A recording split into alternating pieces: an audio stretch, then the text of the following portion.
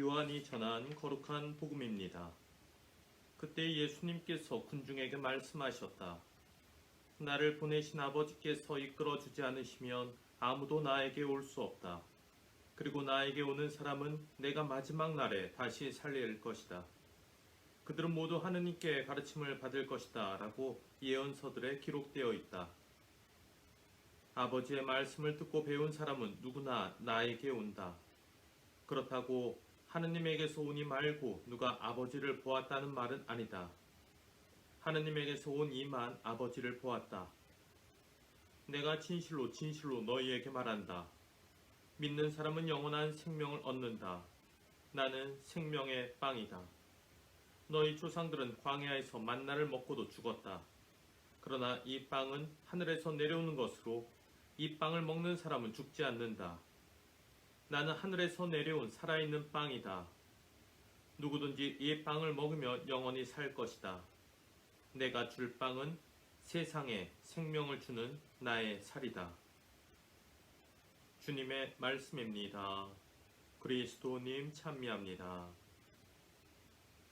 찬미 예수님, 오늘은 부활 제3주간 목요일입니다. 오늘 복음에서도 생명의 빵에 대한 예수님의 말씀이 나오고 있습니다. 이 말씀들을 들으면서 예수님이시야말로 영원한 생명을 주는 살아있는 빵이다라는 사실을 우리 다시금 깨닫고 우리가 이를 성체성사를 통해서 직접 체험할 수 있다라는 신비에 거듭 놀라며 주님께 감사를 드립니다. 근데 이 생명의 빵과 관련된 예수님의 말씀을 들으면서 몇몇 구절에서는 뭔가 매끄럽지 않은, 잘 이해되지 않는 그러한 대목들이 있습니다. 어제 복음에서도 나왔었는데요. 예수님은 당신을 믿지 않는 사람들이 있다라는 것입니다. 그리고 오늘 복음에서도 이렇게 말씀하시죠.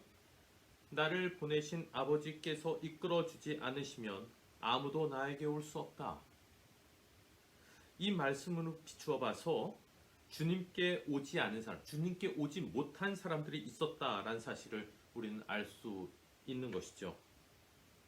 그렇다면 그들은 하느님께로부터 은총을 입지 못해 그렇게 된 것인가 하고 질문할 수 있겠습니다.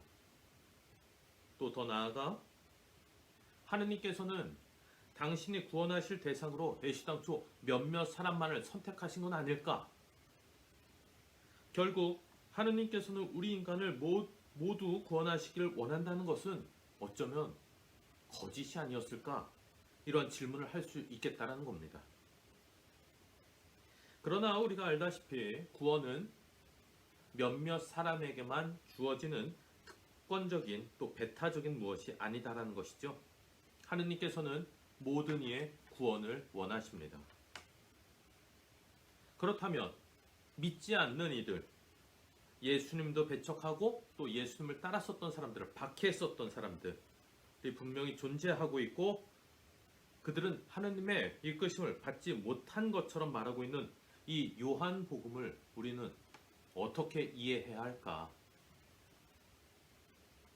이 점을 제대로 이해하기 위해서는 우린 먼저 요한복음서의 배경, 그 상황들을 좀 염두에 둘 필요가 있습니다.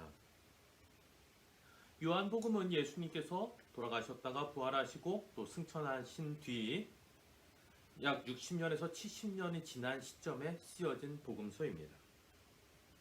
그에 비해 공관복음, 그러니까 마테오복음, 마르코복음, 루카복음은 요한복음보다 약 20년에서 30년 정도 앞서서 쓰여졌습니다.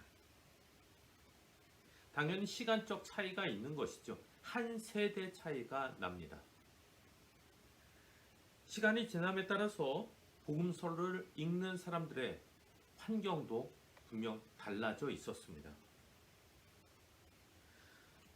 간략하게 얘기해서 공관복음서의 경우 복음이 계속해서 전파되어지는 과정 중에 예수님을 처음 접하는 사람들을 대상으로 쓰여졌다 라고 한다면은 요한복음은 이미 신자가 되어 있는 그리스도인들을 대상으로 쓰였다라는 겁니다.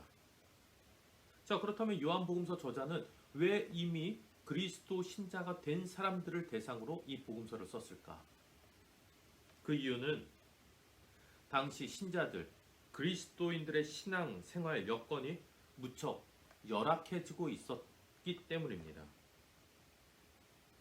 자, 기존 이스라엘 사람들 입장에서 보자면은 사실 그리스도인들은 그가 별로 주목받지도 못하고 그냥 그렇게 큰 규모가 아니었는데 점차 세력이 커지니까 견제와 배척 그리고 박해를 하기 시작했습니다. 그 와중에 아직 신앙심이 깊게 뿌리내리지 못한 신자들은 현실적인 손해를 감내하기보다는 신앙을 포기함으로써 이 어려움을 넘기고자 했습니다. 신자 공동체를 떠나는 사람들이 등장한 것이죠. 신앙심이 흔들리기 시작했다는 겁니다. 신앙의 위기를 겪었습니다. 이때 요한복음서 저자는 우리가 예수님께 대한 신앙을 아주 굳건하게 가져야 한다라는 가르침을 주기 위해 이 요한복음서를 쓴 것입니다. 이러한 맥락에서 나를 보내신 아버지께서 이끌어주지 않으시면 아무도 나에게 올 수 없다라는 말씀을 전합니다. 이걸 통해서 그리스도 신자들은 예수님을 찾아왔죠. 예수를 믿고 있죠. 그런데 이 어려움을 겪고 있는 이 신앙인들이 사실은 하느님 아버지께서 먼저 선택하셔서 예수님께로 불러주셨다, 초대해 주셨다라는 걸 알려주고 있는 겁니다. 그래서 나도 모르는 사이에 주님께 부르심을 받았었구나 하면서 신앙적인 자긍심을 키워주기 위해서 이 요한복음서에 이 내용이 담겨 있었던 것입니다. 이 내용은 하느님께서는 몇 명만 뽑아서 구원하려고 한다라는 것이 아니라 어려움을 겪고 있는 그리스도교 신자들에게 용기, 희망을 북돋아 주기 위한 그런 목적이 있었던 것입니다. 거기에 초점이 있었다라는 것이죠. 그러니까 그런 차원에서 우리는 이 대목을 이해해야 하겠습니다.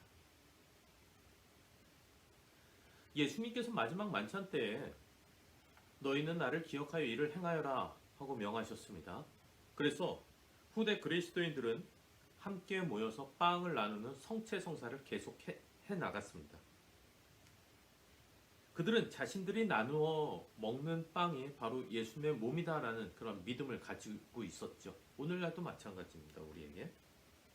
그런데 시간이 흐르면서 또한 신앙을 뒤흔드는 위기 상황에 닥치자 몇몇 신자들은 이 빵을 나누어 먹는 것이 과연 잘하고 있는 것인가? 이 빵은 진짜 예수님이 맞나? 하는 신앙의 질문, 회의, 의구심을 갖게 된 것입니다. 그래서 그들을 신앙적으로 다잡아주기 위해서 그 빵을 받아 먹는 것은 지극히 잘하는 것이고 그 빵은 다름 아닌 예수님 자신이시다라는 것을 확인하면서 말해줄 필요가 있었던 것입니다. 요한복음서가 그 증언을 하고 있는 것입니다. 자, 그렇다면 오늘날 신앙생활을 하고 있는 우리 각자 자신들을 한번 되돌아봅시다.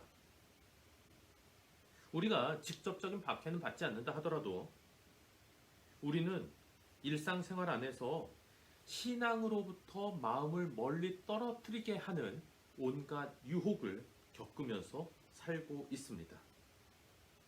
그 와중에 성체성사의 신비에 대한 의심, 어떤 그 유혹을 또 겪을 때도 많습니다.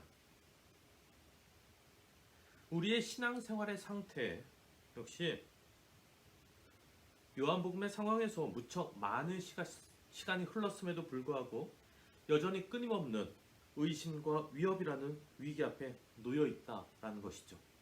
이러한 이유로 오늘 복음 말씀은 현대의 신앙인, 바로 우리 자신들에게도 매우 직접적이고 유효한 말씀이라고 할 수 있겠습니다. 나를 보내신 아버지께서 이끌어주지 않으시면 아무도 나에게 올 수 없다. 이 말씀을 통해 우리 모두는 이미 하느님께 선택되어져서 예수님께 이끌려진 존재다라는 사실 우리 깨달으면 좋겠습니다. 이걸 통해서 신앙적 자긍심을 가질 수 있으면 좋겠습니다. 또한 나는 생명의 빵이다. 누구든지 이 빵을 먹으면 영원히 살 것이다. 라는 말씀을 마음에 새기면서 우리가 미사 때 받아 모시게 되는 성체, 그거를 받아 모시는 우리는 얼마나 복된 존재인지 다시금 생각해 보면 좋겠습니다. 우리는 부르심을 받은 주님 은총 안에 있는 복된 존재들입니다.